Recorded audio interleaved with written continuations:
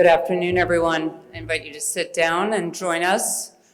We're thrilled to have with us today Monica Obniski, Curator of the Decorative Arts and Design from the High Museum. She's going to be talking about Scandinavian design in the United States. This lecture is presented in conjunction with and in partnership with the Decorative Arts Trust. So thank you all so much for joining us, and we'd like to welcome Monica.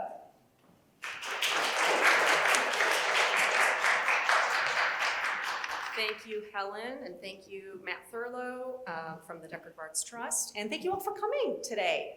And I'm thrilled to be speaking on this topic, and yeah, just excited to share what has been a long, long labor of love. And it's the exhibition Scandinavian Design in the United States. The exhibition, as some of you may know, is the first to explore what we believe is the under-examined question of why there was such an extensive design exchange between the American and the Nordic communities. And when we say Nordic communities, we're talking about Denmark, Finland, Iceland, Norway, and Sweden over the course of the 20th century. And how this exchange really helped shape the trajectory of American design. My aim this afternoon is to walk you through the major themes of the exhibition and hopefully to entice you to travel to Los Angeles, where the show is on view for a couple more weeks, or to the Milwaukee Art Museum, where I previously was located. And we'll just keep it on this slide. So this exhibition actually originated nearly 10 years ago when my colleague, curator and friend Bobbye Tigerman and I began talking about this mutual interest that we had. And that was exploring how Scandinavia was manifested in American design of the 20th century.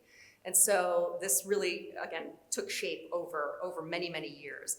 The exhibition was originally scheduled to open in May of 2020 at the Milwaukee Art Museum, but we all remember what happened in 2020. So COVID happened, which meant that we had to go and scramble a little bit, but fortunately, we were able to kind of flip the tour, and so I'm showing you installation images.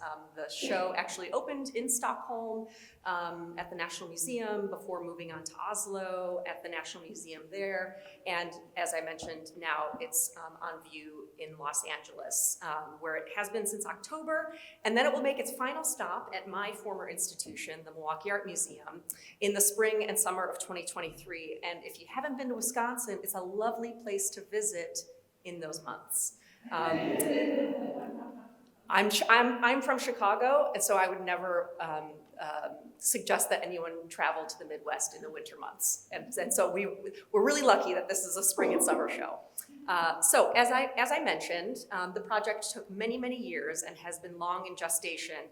And it was conceived of, again, 10 years ago when my colleague and curator, Bobbye Tigerman at LACMA, began thinking about, for her, she began thinking about how California architects and designers had connections to Scandinavia, whether they were immigrants to the US from the Nordic countries or had spent significant amount of time traveling or studying there.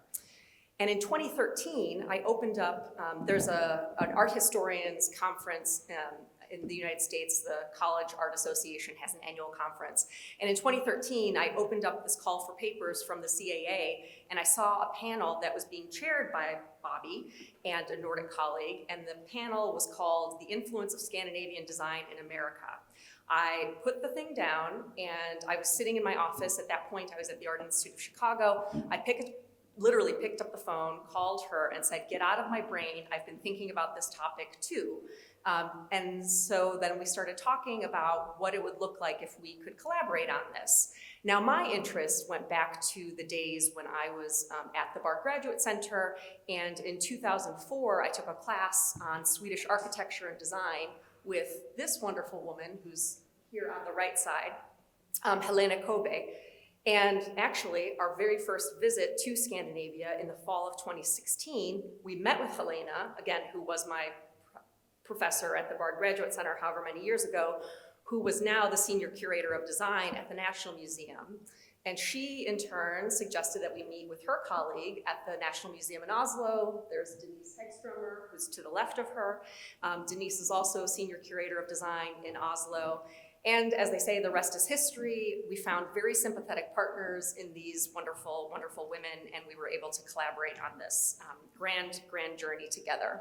So over the course of those 4 years, from 2016 to 2020, we were very fortunate to make several trips to all of the Nordic countries, and actually also all over the United States, to meet with other curators and scholars and designers and collectors and archivists and really learn from them. Here we are in the Connecticut studio of the Swedish-American weaver Helena Hernmark, and her gorgeous work is in our exhibition, and she's also just a lovely, lovely woman who connected us with many other Swedish-American weavers in Sweden and in the United States. So the big themes that we want people to take away when seeing this exhibition or looking at the catalog is, well, there are kind of three big takeaways. The first is this the importance of immigrants and the valuable contributions that immigrants can make to their adopted societies. Of course, this is something that isn't new. America, you know, if you even think about its 17th and 18th century contributions, right? I mean, they were made by immigrants. So that's one. The second is this idea that we should all really critically analyze advertising and also kind of stress the importance of decoding marketing messages that kind of assault us every day. And you know, today, of course, it's social media or newspaper accounts. And for us, when we were thinking about this exhibition, it was really the kind of print media of the 20th century. And then the third is this idea that design can really improve environmental and accessibility issues. And this is something that really comes out of the late 1960s, which we also explore in this exhibition.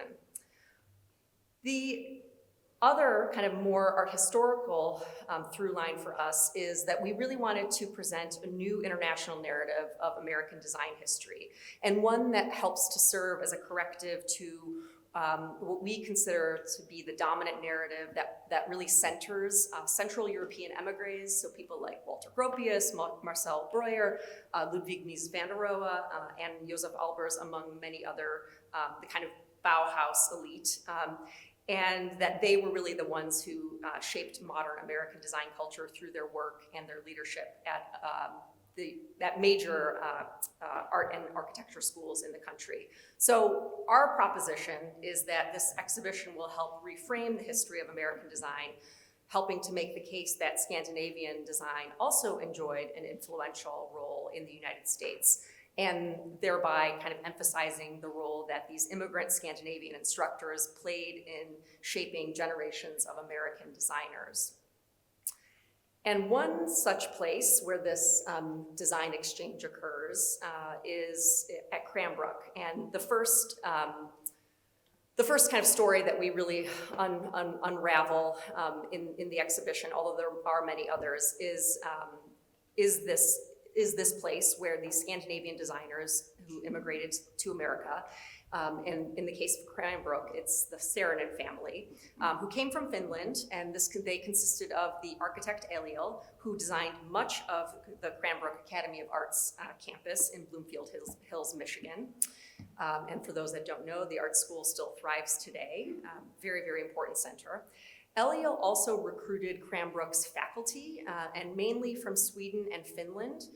And he and his family also helped define this unique pedagogical approach. So with his wife Loya, who was a sculptor and she was also a weaving designer, they created this Cranbrook map hanging, which is super interesting because it's this aerial view of the Cranbrook campus that shows buildings that were already constructed by the state, but then also future plans for expansion. The children of Eliel and Loya also became prominent designers themselves. Their son Eero, an architect and furniture designer who defined a language of American modernism. And then their daughter, Pipsen, who also created really wonderful textiles, printed textiles and industrial designs, and this is an example of her work. But Cranbrook was also an incubator for many of the most well-known names in American mid-century design, including Charles and Ray Eames, Harry Bertoya and Toshiko Takaezu, Jack Leonard Larson and Alice Kagawa Parrott, and many others. We actually had a really hard time narrowing down the Cranbrook list because there are hundreds of designers to choose from. And so for us, we really believe that you can draw this through line from the immigrant Scandinavian teachers to an entire field of post-war American design. Another important immigration story is that of the influence of Danish silversmiths in the United States. And many of you may be aware of the legendary arts and crafts institution, the Kalo Shop in Chicago. And among the Kalo Shop staff were the Scandinavian immigrants Peter Berg and Ingv Olsen, who often worked in collaboration. So Berg designed a pair of organically inspired 5-armed candelabra, and Olsen embellished them with chasing and repoussé to create the silhouettes of chrysanthemum blossoms and leaves encircling the base. Berg and Olsen were both immigrants, so from Norway and Denmark respectively. And like many small-scale industries of the time, the Kalo Shop recognized the expertise of makers trained abroad. So the candelabra was thought to represent what was, quote, a blending of past tradition, early American or European, but with a modern attitude. Another example is Per Smed, who apprenticed at a young age to a Danish court silversmith before moving to New York in 1903. His designs often included rounded organic forms, such as his owl-shaped cocktail shaker. And part of this larger group of animal shakers, this work evokes the zoomorphic vessels that were popular in German-speaking countries in the 15th and 16th centuries that he certainly would have been aware of. Smed's works straddled the divide between the classic and the modern by borrowing aspects of each. So his objects were described as being, quote, in the so-called classic modern fashion, in which the ornamentation, though modern, is reminiscent of the fine work of the past. So Smed emphasized the use of traditional production methods. He asserted that machines had absolutely no place in hand silversmithing, stating that they are, quote, in the way. So he was not about it. He attracted tons of press and designed his workshop to evoke a kind of early European or early America, creating this air of time travel. In fact, when a writer described visiting Smed's studio as, quote, stepping back into the Middle Ages. So the physical space seemed to impress writers nearly as much as Smed's Nordic features, and I'm showing you a picture of him because anyone writing an article always commented about what he looked like, and so I'm just going to quote one of these authors who wrote, "He is a Viking of a man, tall, powerful, calm," wrote one critic. And another said, quote, "You will find a forge, an anvil mounted on the stump of a tree, and a big, blue-eyed, blonde-bearded Dane, heating not gold but silver into forms that ravish the eye and cause the muscles to quiver." Sure. The exhibition also considers Americans who studied or taught in the Nordic countries, such as the jeweler Arlene Fish, who traveled twice to Denmark on Fulbright fellowships, and brought her newfound silversmithing knowledge back to her students at the San Diego State University. And I'll bring her up also in a little bit because she's incredibly important to our story. But it really starts when the silversmith Margaret Craver wanted to learn modern metalsmithing. And she found no suitable program in the United States, so she cobbled together her education from several smiths around the country before traveling to Sweden in 1938 to study with the Baron Erik Fleming, who was the court silversmith to King Gustav of Sweden. There she learned how to raise hollowware, and she actually made a silver bonbonniere. And in 1946, Craver became head of the Craft Services Department of Handy and Harman. This was a New York precious metal firm where she organized the first summer silversmithing workshops between 1947 and 1951. And the purpose of these month-long programs was really to train the next generation of promising American craftspeople in these advanced techniques, so providing an education that could not be found anywhere else in the United States at this time. So Craver invited Fleming, and here's an example of his work from the Metz collection, to teach at the workshops in 1948, in 1949, and 1951. And these were short-term programs that really raised the skill level of American craftspeople. And from the 1948 workshop alone, several students went on to become both influential figures and teachers, including people like Frederick Miller, Arthur Poulos, Richard Reinhardt, and Alma Ikerman, whose work I'm showing you here and whose work we feature in the exhibition.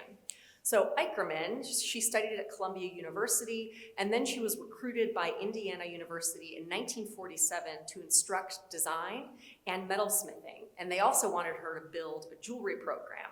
And this, of course, was an extremely tall order, given that the field was in its infancy in the United States. So in 1948, Ikerman attended the Handy and Harmon workshop in Providence, where she learned to raise a bowl from a flat piece of silver under the instruction of said Swedish silversmith, Baron Eric Fleming. Alma Ikerman subsequently took a leave of absence from Indiana to study silversmithing in Denmark, in Sweden, and in France during the 1950 and 51 academic year. She planned to explore hollowware and bring, and these are her words, she wanted to bring home some of the impulses that she would learn in Scandinavia, which she did. And then once back in Indiana, Ikerman taught for many, many years and even established some programs that brought Scandinavian silversmiths to the United States for instruction. So there's a really wonderful kind of back and forth that occurred there as well. Another interesting figure is that of Howard Smith, who is nearly unique as an American who lived for an extended period of time in the Nordic countries. The vast majority of the artists in the exhibition are Scandinavians who permanently moved to the United States or Americans who spent short periods of time in the Nordic countries, usually as teachers or students. Smith was unique in that he was a Black artist who was studying at the Pennsylvania Academy of Fine Arts when he received this opportunity to participate in a US-sponsored pro-capitalism cultural festival in Helsinki in 1962. And so he went, he took this opportunity and quickly found community in Finland's close-knit art and design circles, and he decided to establish his practice there. Smith ended up working in a range of materials and media, and this textile was part of a line of popular home decorations that were exported to the United States. And also, incidentally, that you could also find on eBay very easily if you wanted to. An important figure at the center of many Scandinavian and American design stories is the American textile designer, weaver, and entrepreneur Dorothy Liebes, who, as a sidebar, is having a heyday. And of course, the Cooper Hewitt is undertaking a massive exhibition of hers that will be on view. I can't remember when, but at some point in the coming months. So Liebes is certainly getting her due. In our story, she's important because first she studied weaving at the University of California, Berkeley, with a woman named Anne Swenson, who happens to be a Swedish immigrant, who then went on to head the Montgomery Ward Bureau of Design in Chicago. Liebes's businesses were established in San Francisco in the 1930s, and they grew very quickly and catered to dozens of clients across the country, including many industrial manufacturers such as Goodall Fabrics and the Dobekman Company. And although Liebes did not really see herself as an interior designer, she worked very closely with them and would supply them with art and furnishings that were not made in her studio. And the hand-woven tapestry of the Finnish artist Marta Taipale were among these items. And Liebes actually served as Taipale's kind of patron or mentor, and sometime business partner as well. In November 1946, when the Dobekman Company wrote to Taipale, quote, "At the suggestion of your good friend and admirer, Dorothy Liebes, we are sending you under separate cover a few sample spools of our non-tarnishing metallic yarns. Mrs. Liebes tells us that you could make very effective use of these metallics in the lovely tapestries for which you are noted," end quote. Dobekman had hired Liebes that year as a color stylist to promote Lurex. This was this non-tarnishing metallic yarn that was mentioned in the letter.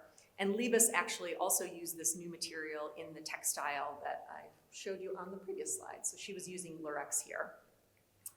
Now, in asking Dobekman to send yards to Taipale, Liebes was helping to supply the artist with much needed materials. Taipale and her sisters corresponded frequently with Liebes from 1946 to 1952, and their letters convey the extreme austerity that Finland experienced in the post-war period. In 1946, in response to Libes indicating that she had sent Lurex, Taipale's sister, Hana Kusamo, wrote, quote, "It would be a rescue for Marta to get any kind of yarn because it is impossible to get any yarn at all. I really do not know how our artists can create anything in this desperate situation," end quote. Libes also encouraged her studio staff to save scraps and to send them to Taipale in the hope that she would continue to weave her tapestries, which Libes was very busy marketing and selling here in the United States. And now, aware also of the appeal of Scandinavian design at the time, Libes emphasized the Finnish character of these tapestries to her clients.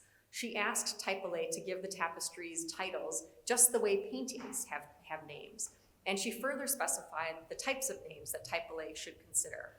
Quote, "Do put some lovely Finnish names on them, even though we are unable to pronounce them," end quote.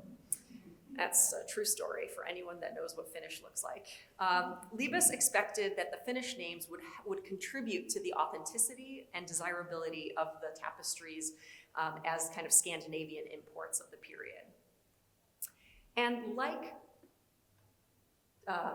Taipale, later on, like Libes, later on, Marta Taipale would also help kind of forge a relationship with yet another weaver. So Marta Taipale, the woman that I've just spent so much time talking about in Finland, she served as an important influence for another American fiber artist, Lenore Tawney, whose work is on the screen.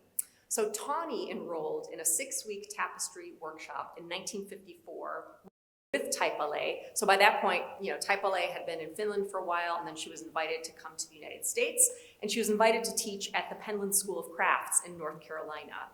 Taipale was known for brightly colored tapestries that incorporated a combination of natural and man-made materials. And Tawney, after taking this class with Taipale, later declared that this immersive weaving experience was, quote, "the beginning of my real career." So following that workshop, Tawney began to make her boundary-breaking art textiles and really became a leader in the fiber art movement of the 1960s and 70s, but she credits Taipale with really kind of honing her color career. Beyond her clients' interest in Taipale's weaving as objects for their homes and art collections, Libes also understood that many Americans were eager to learn how to hand weave for themselves. And following the publication of a profile on Libes in Collier's magazine in 1946, her studio received dozens of requests for further information about where and how to learn to weave. And in nearly all of the responses, Libes, or probably her secretary, specified that the inquiring individuals should consult Edward Wurst's Foot Power Loom Weaving. So Wurst, and I'm showing you an example of Wurst's textile on the screen, was from Lockport, Illinois. He was the son of German immigrants, and he was also a handicraft teacher who pursued a weaving education at the Bronson Textile School in Sweden in the early part of the 20th century, and then later Sloyd teacher training also in Sweden. So Sloyd, for those that are unaware, was the Swedish handcraft curriculum that was hugely important to many in the arts and crafts movement. So Wurst taught students and then also imported Swedish and Norwegian spinning wheels to create a weaving business, which also employed a bunch of Swedish immigrants who happened to be in Illinois at that time. Furthermore, he published Foot Power Loom Weaving in 1918 to instruct novice weavers. And Wurst's operation produced woven textiles based on designs in his book, including this one in the rose path pattern.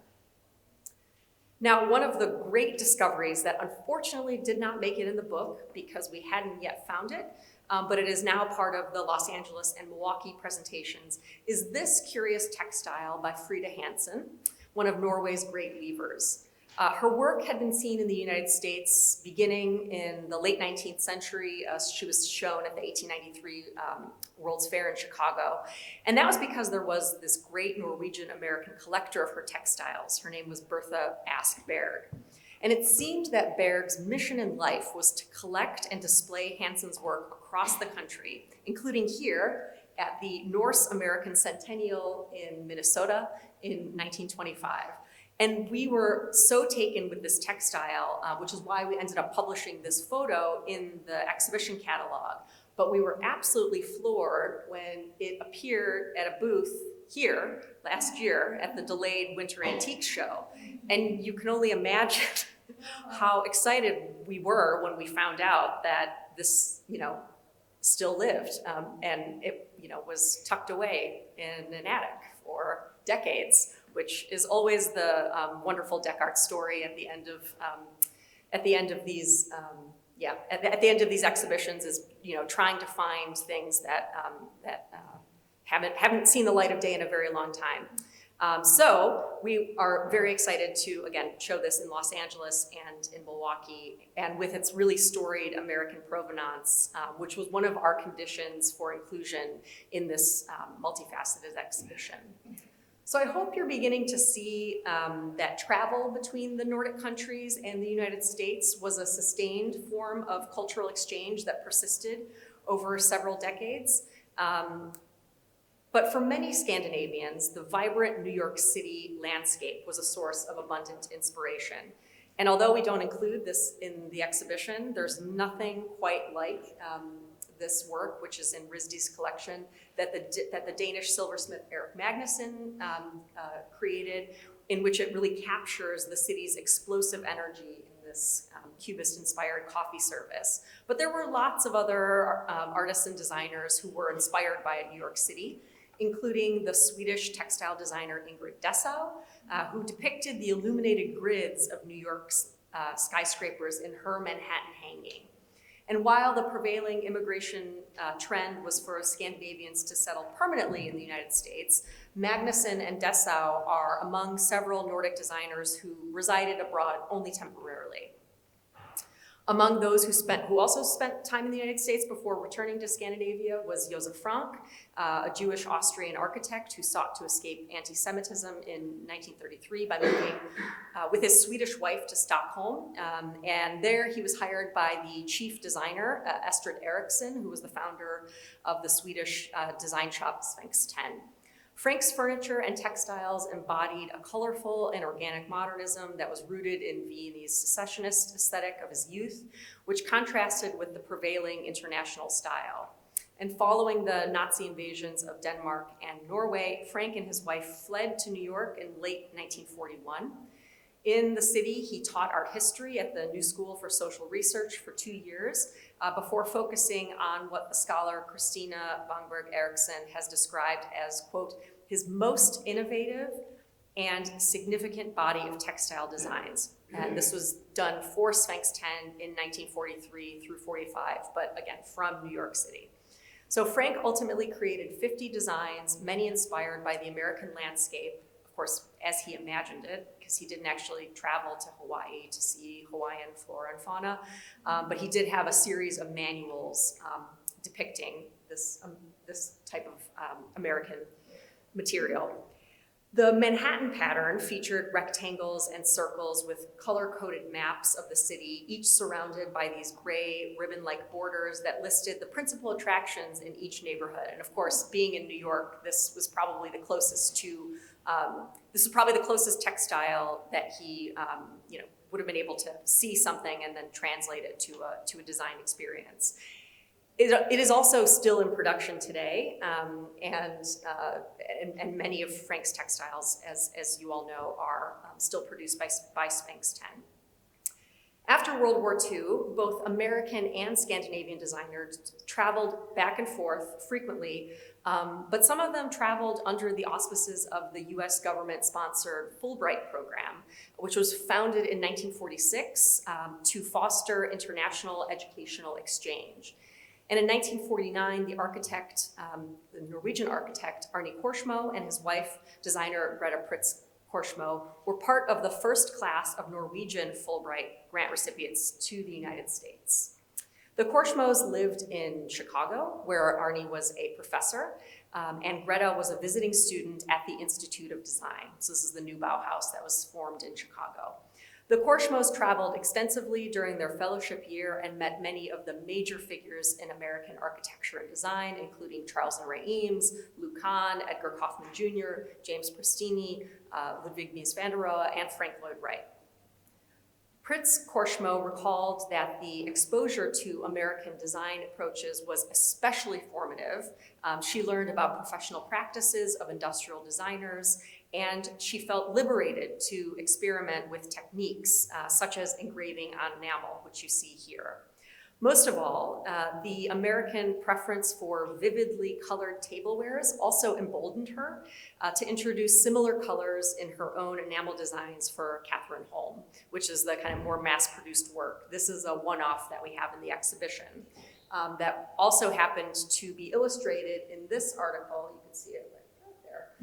In this article on Scandinavian design that was in the American domestic magazine House Beautiful, which was such an important organ for disseminating American design news, I would say nationally more than internationally at that time. Another prominent Nordic designer to receive a Fulbright grant was Kai Frank, who traveled to the United States in 1956. His first stop was the Rhode Island School of Design, where he observed the industrial design curriculum and teaching methods there at the school. He then made his way west on a lecture tour that ended in California, where he enrolled in ceramics classes at the University of California, Los Angeles. Frank's lectures reviewed recent Finnish design developments, many of which he attributed to the country's harsh climate, specifically the vast difference between the short, bitter days of winter and the long, sun-drenched days of summer.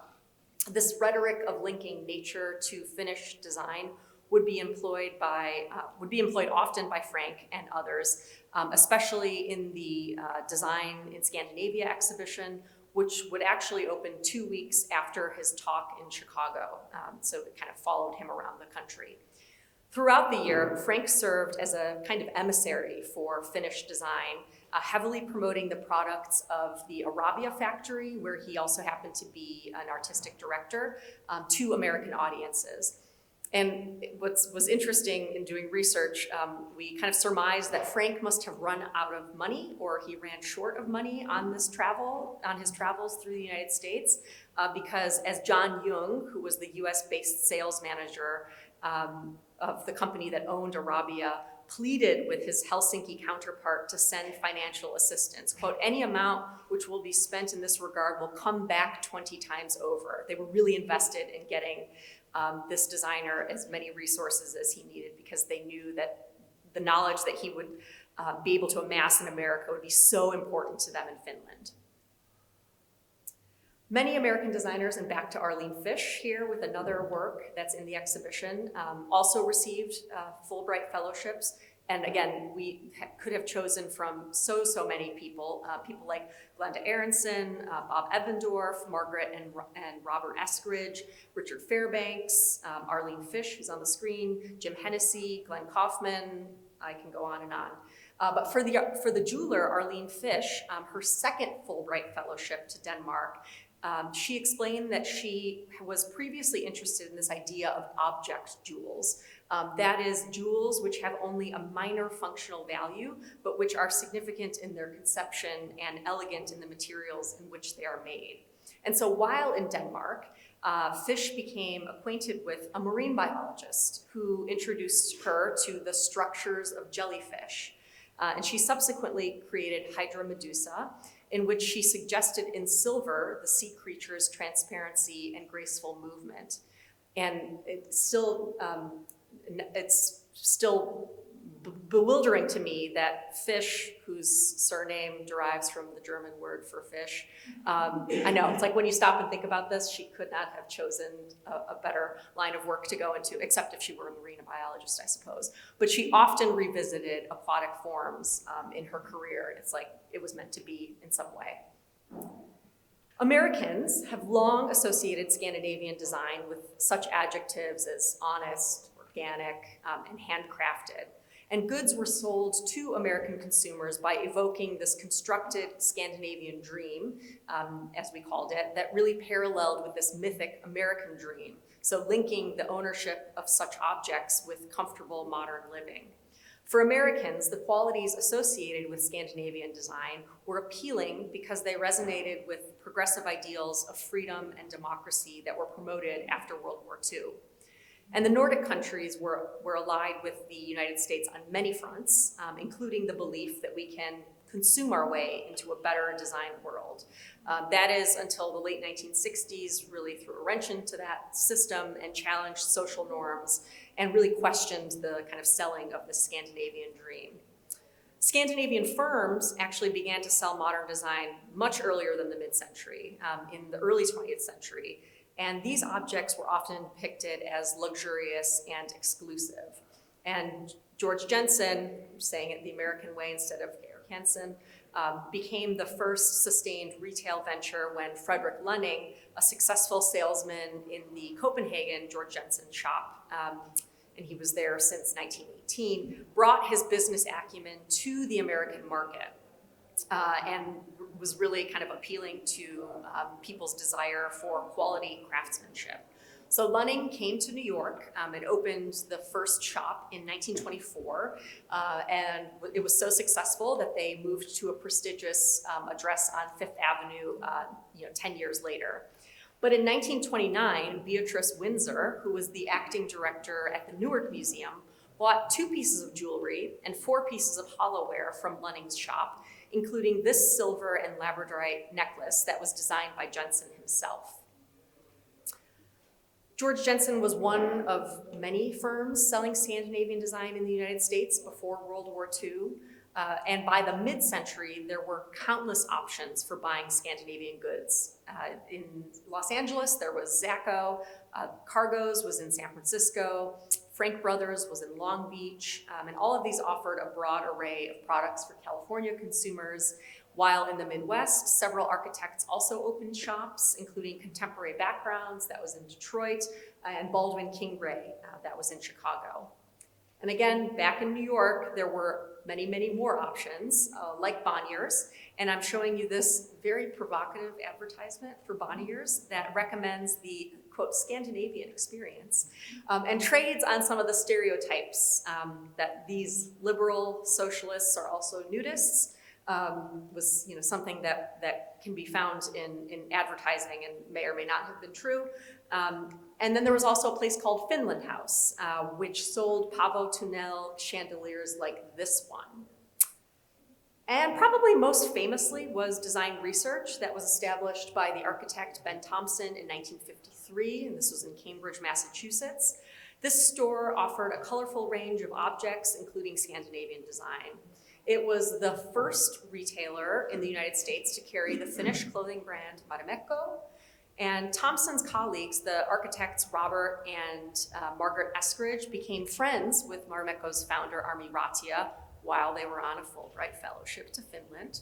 And upon their return, they showed Thompson several of these Marimekko dresses, which he included in a finished design exhibition at the shop.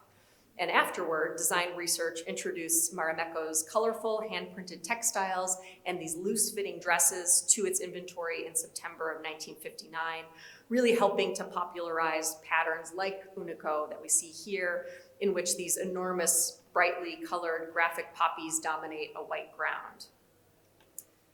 But success in the United States was guaranteed when one famous First Lady, Jackie Kennedy, appeared on the cover of Sports Illustrated, and this is December 26, 1960.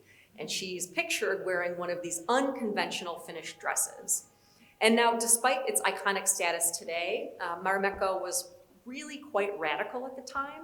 These dresses that were cut in very simple shapes, and they were meant to accommodate bodies of all types, and they were also meant to encourage kind of mobility and freedom.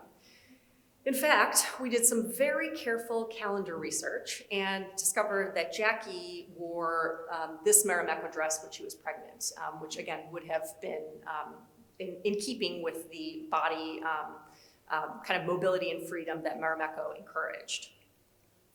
The exhibition also considers the very ambitious campaigns to market and export Scandinavian design and culture to Americans through World's Fairs, museum exhibitions, and I mentioned retail outlets over the entire century. In 1893, when Norway was still technically a part of Sweden, but they were starting to kind of think about independence, and so they were mounting this independence campaign. The country built a replica of a 9th century Viking ship, that a Norwegian crew sailed across the Atlantic to the 1893 World's Columbian Exposition, where it was docked in Lake Michigan for the duration of the fair. And this Viking ship really proclaimed Norway's ambitions for independence and assertion of its cultural identity. The 1890s were a real high point of various national revivals across Europe, and Norway's contribution to this trend was known as dragestil, or this dragon style, which drew on folk culture in the form of wooden buildings and objects decorated with elaborate carvings, often depicting dragons in Norway. And this was a real reflection of the country's desire for, again, political independence from Sweden. Norwegian architectural heritage in the form of stave churches also achieved international renown following increased interest in historic craft and wooden architecture starting in the mid-19th century. And these wooden buildings, which I will show you one in just a moment, which dated from the 11th century, also represented the kind of survival of this unique architectural tradition. And so you can imagine that for 1893, Norway would build something that looks like this. So the Norway building at the 1893 World's Fair in Chicago was commissioned from a Norwegian firm that had experience restoring stave churches. And the pavilion was not a replica of a stave church, but it had a similar and kind of evoked its silhouette.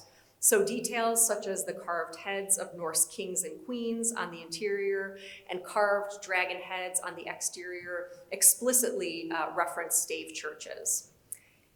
And now what's interesting, at least for me, and is recounted very extensively in the catalog, is that this Norway building has a long and very fascinating history after the fair. So Cornelius Kingsland Billings, who was a president of the People's Gas and Coke Company in Chicago, he was also a member of the board of directors for the Columbian Exposition, was extremely proud of his Norwegian heritage and of Norway's contributions to the fair. And he commemorated this by buying this building and then re-erecting it at his rural retreat on the shores of Lake Geneva, Wisconsin.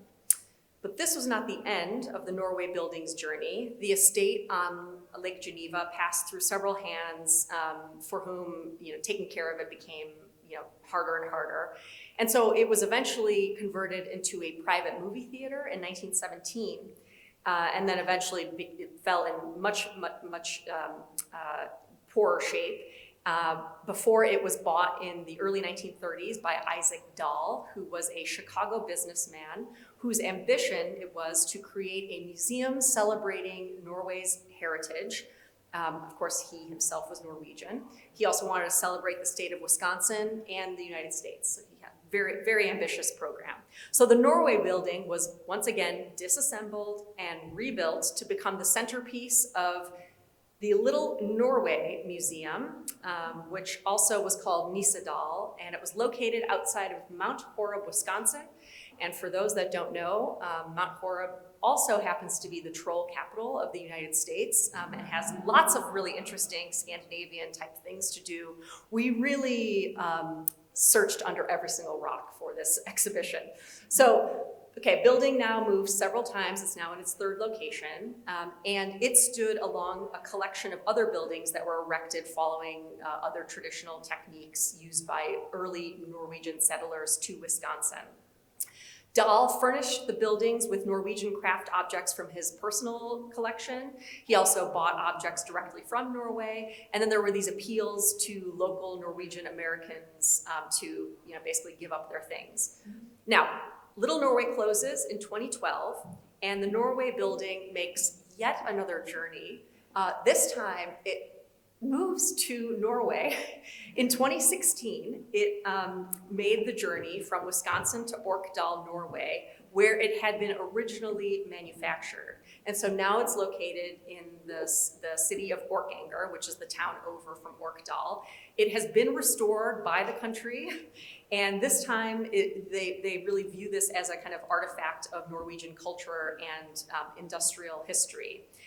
And it was actually the residents of Orkdal that led the campaign to retrieve this building from Wisconsin, whose future in America had become rather uncertain at that time, and have now opened it as the Thames Pavilion. And it is part of an architectural fjord tour in Norway. So I have not seen it yet because it was being worked on during all of our trips to Norway, but it is now available for public consumption. That's the best story. The rest are okay. I'm just kidding. Other World's Fair buildings were just as important in different times, and this is an example of Iceland. We really tried to find as many stories that that were not as well known, and I think Iceland's contributions to Scandinavian design in the United States is one of those. So World's Fairs, as we all know, were often sites for countries to kind of claim their unique national identity. And at the 1939 New York World's Fair, when Iceland, which at that point was still in union with Denmark, but they sent an independent pavilion in order to improve commercial relations and to, again, declare its independent cultural status. So this pierced ceramic vase was decorated in the manner of traditional wood carving, and it was made of clays that are indigenous to Iceland, and so it really represents a modern Icelandic art industry. And since talk about 1939 World's Fair, arguably the most famous interior at the 39 Fair was the Finland Pavilion that was designed by Oliver Aalto, which showcased the molded plywood technology that was achieved by Finnish plywood industry and Aalto himself. And this really sparked a long-standing export business of Aalto's furniture and objects to the United States that we explore in the exhibition. The show continues to 1980 so that we can show how the late 1960s reckoning in the design field really shifted priorities from this creation of beautiful objects for the elite to a search for solutions to the world's most pressing problems. And as American and Nordic designers began to engage issues of sustainability, accessibility, and universal design, they worked collaboratively, such as when the Austrian-American designer and polemicist Victor Papanek would frequently lecture and conduct workshops in the Nordic countries on design for underserved populations.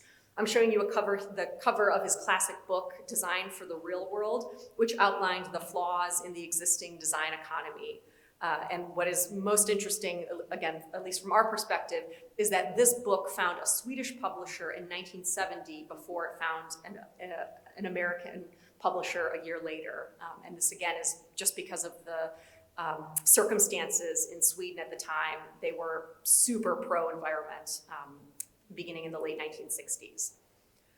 And then sometimes American and Nordic designers worked along parallel tracks without actually collaborating, but towards similar ends. And one example of this is the American Niels Diffriant and Alvin Tilley, who were working in Henry Dreyfuss's design office on the book/tool Human Scale, which features a series of rotary selectors and guidebooks that helped designers gauge dimensions for products. And unlike earlier manuals that focused on averages in body sizes and abilities, this tool accommodated a range of bodies, including those in wheelchairs. And at the same time, in Sweden, designers Maria Bengtsson and Sven-Erik Julin developed this kitchen knife for which they used ergonomic research to create an angled handle and partitioned cutting board that safely guides the knife. And this is also another super, super interesting story from that we explain in the catalog. And it is that the universal symbol, which was designed by Suzanne Kofed on the left, she was a Danish student who went to one of these Victor Papanek seminars. And out of these seminars, which would bring together design luminaries, kind of global design luminaries, to Finland, Norway, Sweden, they kind of moved around. Out of one of these workshops came this idea that a student had for the access symbol, which was then modified a few years later, and this is, one of the, a kind of global symbol that comes out of Nordic expressions in the late 1960s. The show has so many things, and I've just talked to you about very, very few, but just to let you know, it's about 180 objects, really spanning the 20th century. Everything from these dance designs, we even have a car, there's a Volvo in the show, to talk, for lots of different reasons. So the scale, everything from jewelry to an automobile. But what I also wanted to mention is that we produced an extraordinary catalog that has 31 contributors, and this is the cover, and this is the troll doll, and I'm happy to entertain any questions, and I thank you for your patience this afternoon.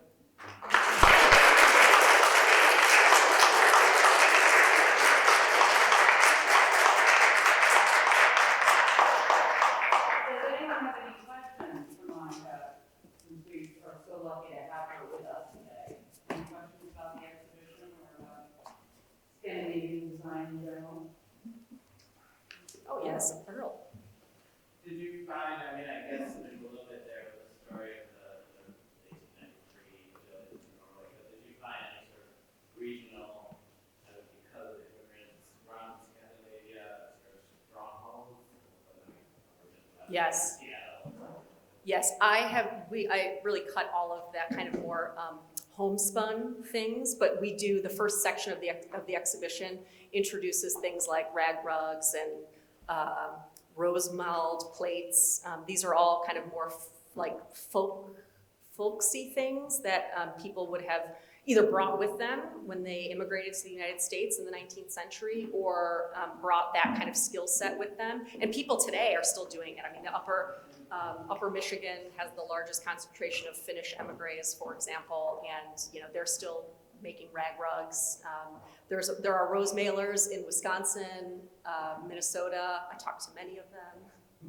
A lot of weavers also. Yeah, people are just, as with any culture, people are proud of the work that their ancestors have done and want to talk about it. Thank you. Which dealer had the Swan Tapestry, and where did they find it? Peter Papp, and this is so interesting because I wrote that Norwegian American woman's name that I mentioned, Bertha Askberg, who had, I don't know, not hundreds, but 10s, 20s. She had a lot of Frida Hansen's textiles. I tried to track down her family, as curators, historians do. You write letters, you ask where things are, and I just couldn't. I tracked down the last living person to a town, wrote a letter, and heard nothing. The woman who found the textile, her husband, he passed, collected textiles in and around New England, and they lived in that town that this former descendant. So I think somehow, and I don't know because she doesn't know because she wasn't the textile collector, but it's too much of a coincidence that it was the same town. So he must have bought them from the family, bought it from the family, I can imagine, but without proper, that's the one missing link. It's like we can get it, we can almost make that connection, but it survives, and it's a remarkable, remarkable condition. Was there another question here? Yeah, I mean, now that the show has been up in Scandinavia and in the US for a while, has there been any surprises about audience or critical reactions? Have they been different in those two places? That's a wonderful question, Nina. So the show looked very different. I mean, not just looked different, because exhibition design changes the aesthetics of an exhibition everywhere, but also the checklists were, I would say, different for every venue. So in Sweden, they really wanted to emphasize, they wanted more American things and less Scandinavian things, obviously. And they wanted to emphasize also the role of American industrial design on those things. And so they were able to pull from their tremendous holdings, because of course they're the National Museum. So I would say that the tenor of that exhibition was kind of, looked at how American design influenced Sweden.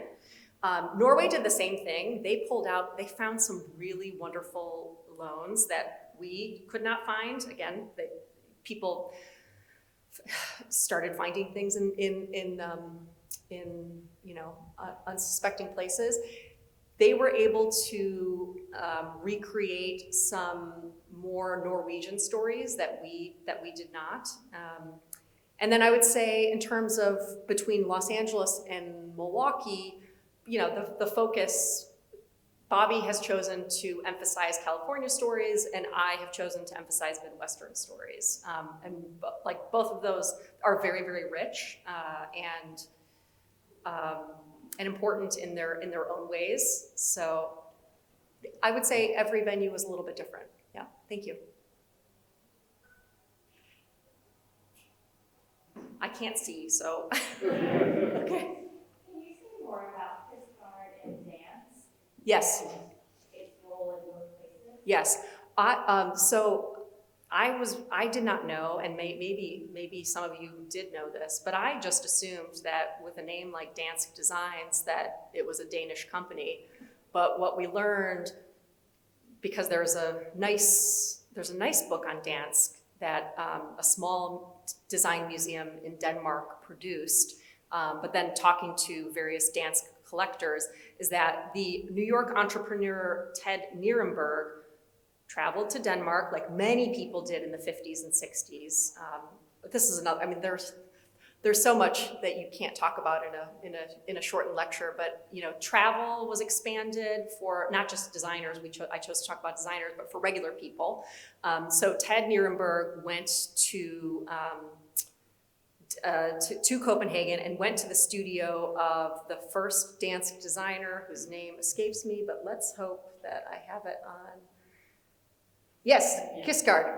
He went to his studio and kind of brokered a deal, essentially, and then Ted Nierenberg was able to start his company, which he called Dansk Designs, out of, I think it was Armonk, New York.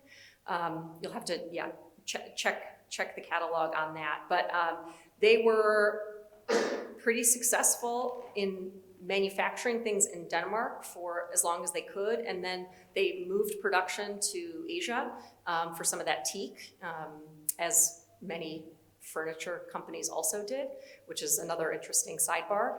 But for us, I just think it is an example of something that, this is American design, right? It's made in America. It's with a Danish designer, but it is here, and so the lines are extremely blurry. And it I think helps flesh out this idea of, just exactly what we were trying to get at, which is this kind of work becomes American design after a point. Thank you so Thank much. you. Thank you.